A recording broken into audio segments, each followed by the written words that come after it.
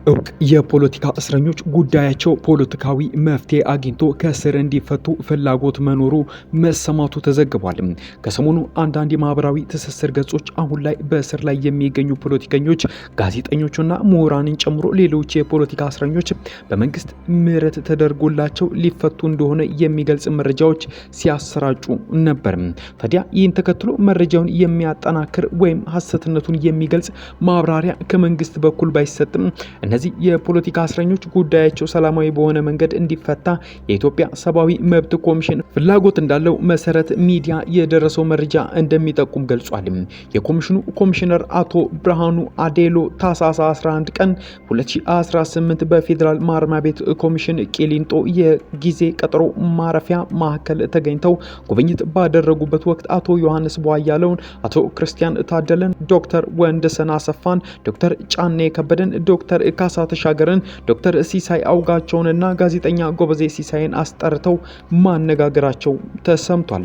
ታዲያ መሰረት ሚዲያ ምንጮች እንዳረጋገጡት በዚህ ወቅትም አቶ ብርሃኑ ከአማራ ክልል ግጭት ጋር በተገናኘ ተጠርጥረው በሕግ ጥላ ስር የሚገኙ ፖለቲከኞች፣ ጋዜጠኞች፣ ማህበራዊ አንቂዎችና የሲቪል ማህበራት መሪዎች ጉዳያቸው የፖለቲካ መፍትሄ እንዲያገኝ የሰብአዊ መብት ኮሚሽን ፍላጎት አለው ማለታቸውም ታውቋል። በ1997 ዓ.ም በተካሄደው አገር አቀፍ ምርጫ ጋርም በተገናኘ ሁከትና ብጥብጥ ፈጥረዋል በሚል ተጠርጥረው የታሰሩ የቀድሞ ፖለቲከኞች ክሳቸው የተቋረጠው በፖለቲካ ውሳኔ መሆኑን ኮሚሽነሩ አስታውሰው አሁንም በሽብር ተጠርጥረው በእስር ላይ ያሉ ፖለቲከኞች፣ ጋዜጠኞችና ማህበራዊ አንቂዎች ክሳቸው በፖለቲካ ውሳኔ እንዲቋረጥ ኮሚሽኑ ከሚመለከታቸው አካላት ጋርም እየተነጋገረ ነው ብለዋል ይላል የመሰረት ሚዲያ ምንጮች።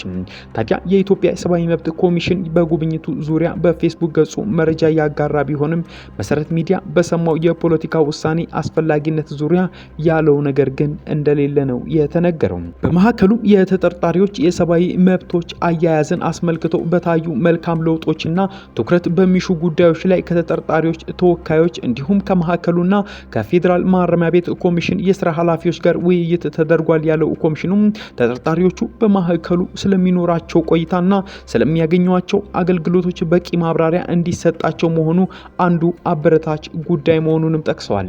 ይሁንና ማዕከሉ መያዝ ከሚችለው ተጠርጣሪዎች ቁጥር በላይ የያዘ በመሆኑም ከፍተኛ መጨናነቅ መፈጠሩ፣ ለአካል መጠን ያልደረሱ ተጠርጣሪዎች ከሌሎች ተለይተው አለመያያዛቸው፣ መዝጊያ የሌላቸው መጸዳጃዎች እንዲሁም መታጠቢያ ቤቶችን ጨምሮ ለተወሰኑ የውሃ ቧንቧዎች አገልግሎት ያቆሙ መሆናቸውን መሻሻል የሚገባው ጉዳይ መሆናቸው በጉብኝት ወቅት ተነስተዋል። ታዲያ መሰረት ሚዲያ የፖለቲካ እስረኞችን ለመፍታት በመንግስት በኩል ፍላጎት እንዳለ ለማወቅ ጉዳዩ ይመለከታቸዋል ለተባሉ የፍትህ